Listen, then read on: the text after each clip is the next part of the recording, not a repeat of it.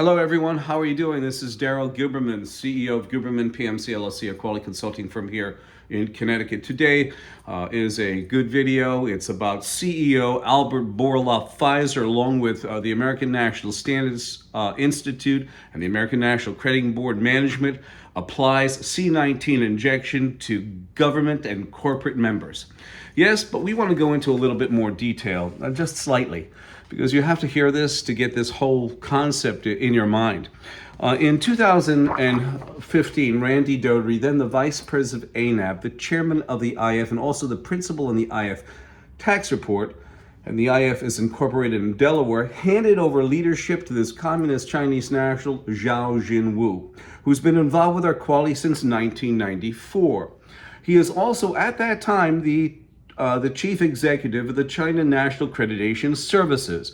So, you know, there's a little bit of, how can we say, impropriety, as you will see.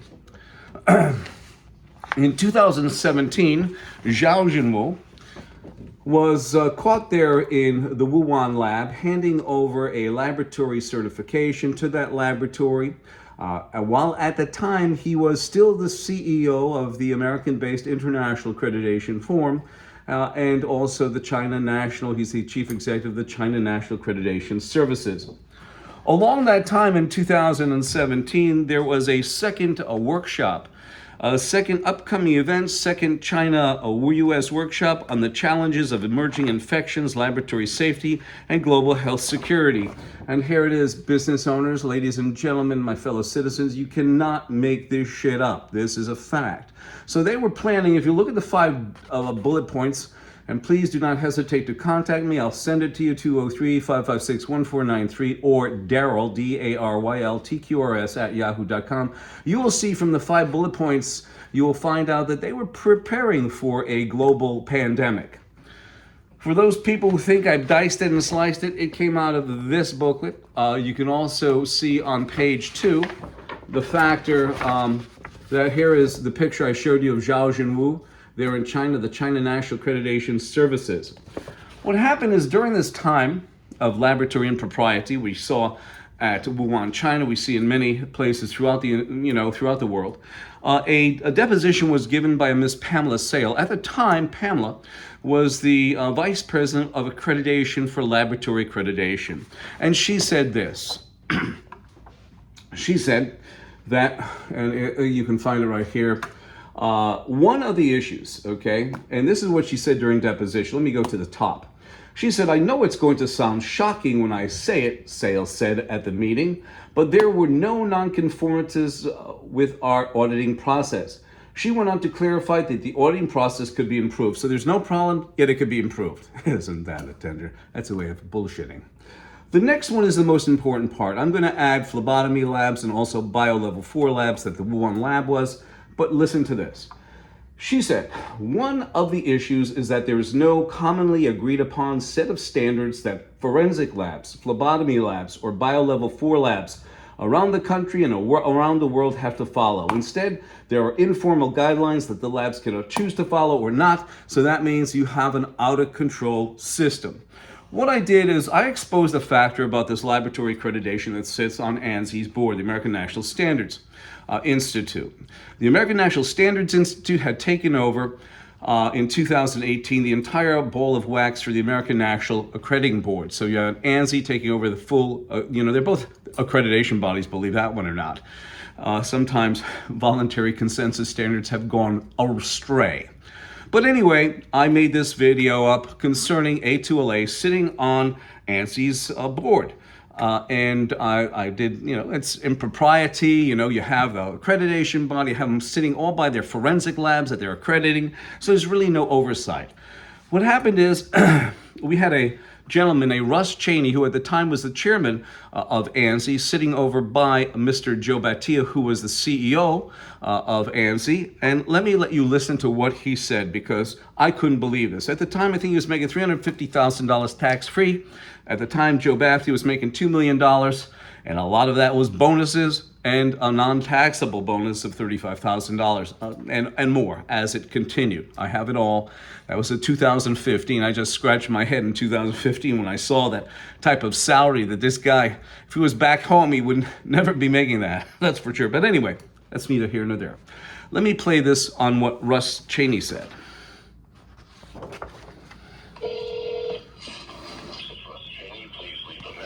Return your call as soon as possible.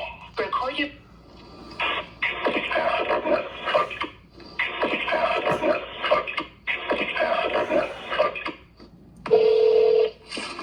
is Russ Cheney. Please leave a message and I'll return your call as soon as possible. Record your...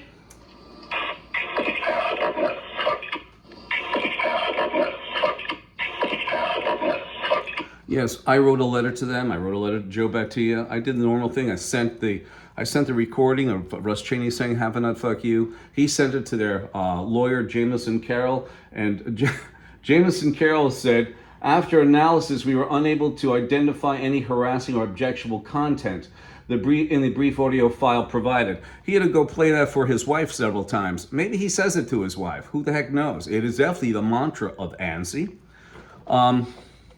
What happened is, that was in 2019. In 2022, in June, I saw an opening for a director at large, and I figured I'd put a book in, a presentation, 54 pages, 16 letters of recommendation from customers. But the problem was, I looked, and they gave me a 9 questions to answer about what Darrell Guberman or any nominee would be able to do for ANSI. Well, what happened is this. I looked at the 9 questions. I answered them. At the very bottom, it said this, business owners, ladies and gentlemen. The committee appreciates your interest in serving in an ANSI leadership position and your willingness to provide us the additional information. Sincerely, Russ Cheney, chairman of the ANSI 2022 nominating committee. So you figure that he was going to pick me? Absolutely not. So we went in October of 2022, and we picketed ANSI. You will find those videos probably down below this one in the description. You'll also find them on my YouTube channel. We have a very special guest because, as I said, business owners and my fellow citizens, this is about CEO Albert Bourla. With ANSI-ANAB management applies C19 injection to both government and corporate members. And here's Mr. Albert Bourla.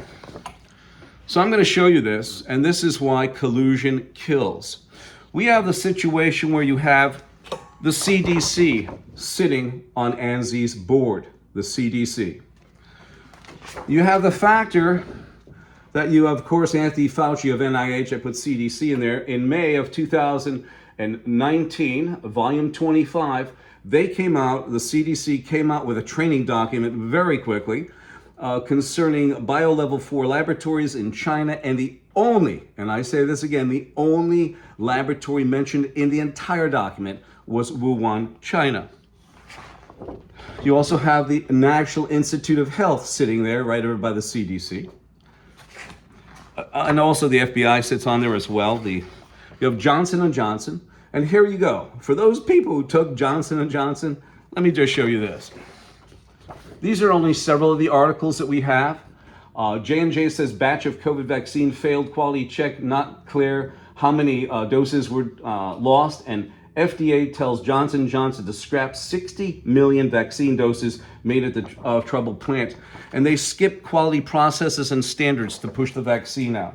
We also have, of course, with the Albert Bourla, we have Pfizer. Pfizer had about 15 million. We're going to bring it up here. Here we go. We don't have to tell you this. These are actual articles that I'll gladly send you. We don't make this up.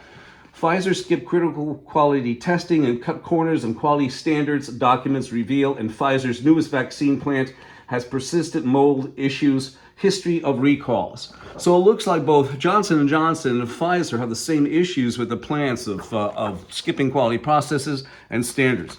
Of course, we have the FDA on board.